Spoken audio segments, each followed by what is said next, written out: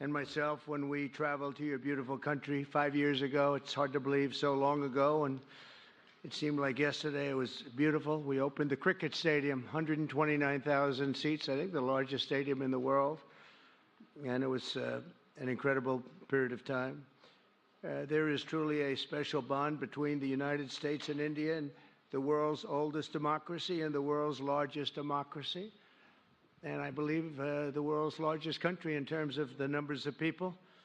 And today the Prime Minister and I are announcing a framework to strengthen those ties even further economically, and the U.S.-India Compact for the 21st century is a historic initiative. Starting this year, we'll be increasing military sales to India by many billions of dollars. We're also paving the way to ultimately provide India with the F-35 stealth fighters.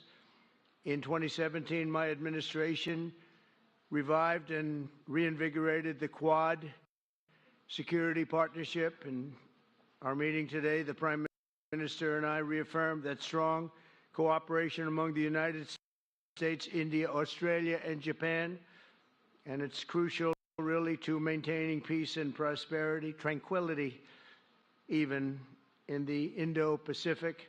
In addition, the United States and India will be working together like never before to confront the threat of radical Islamic terrorism, a threat all over the world, actually. Cooperation among the United States, India, Australia, and Japan, and it's crucial really to maintaining peace and prosperity, tranquility, even in the Indo-Pacific. In addition, the United States and India will be working together like never before to confront the threat of radical Islamic terrorism, a threat all over the world, actually. Today, I'm pleased to announce that my administration has approved the extradition of one of the plotters and one of the very evil people of the world, and having to do with the horrific 2008 Mumbai terrorist attack, to face justice in India. So he's going to be going back to India to face justice. As we deepen our defense partnership, we'll also strengthen our economic ties and bring greater fairness and reciprocity to our trading relationship. As a signal of good faith, Prime Minister Modi recently announced the reductions to India's unfair, very strong tariffs that limit U.S. access into the Indian market very strongly, and really it's a big problem, I must say.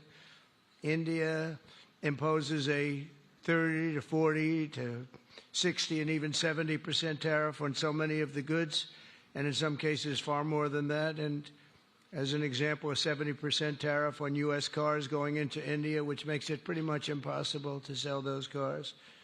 Today, the U.S.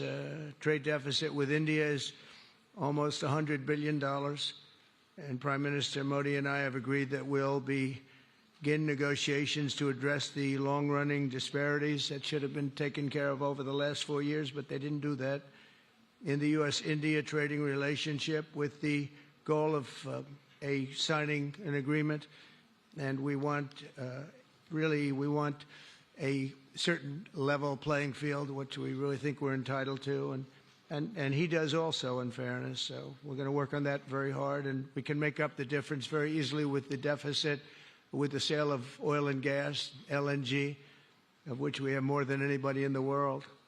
The Prime Minister and I also reached an important agreement on energy that will restore the United States as a leading supplier of oil and gas to India. It will be hopefully their #1 supplier. In the groundbreaking development for U.S. nuclear industry, India is also reforming its laws to welcome U.S. nuclear technology, which is at the highest level, into the Indian market. This will bring safe, clean, and affordable electricity to millions of Indians and tens of billions of dollars to the U.S. civilian nuclear industry in India.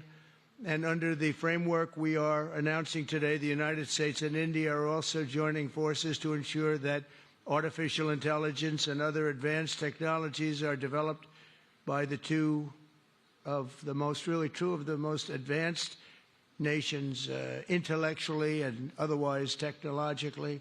Anywhere in the world, there's nobody very much closer. We have an incredible relationship there, and those are This is where it seems to be heading.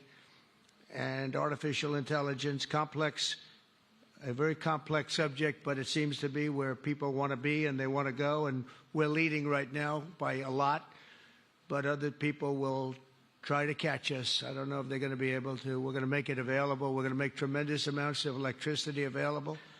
We're going to let the people that are buying the electricity make their own electric plants, electric generation plants. And we've never done this in our country, but we're going to get it done very quickly. Lee Zeldin and his group are going to get the approvals in very rapid form.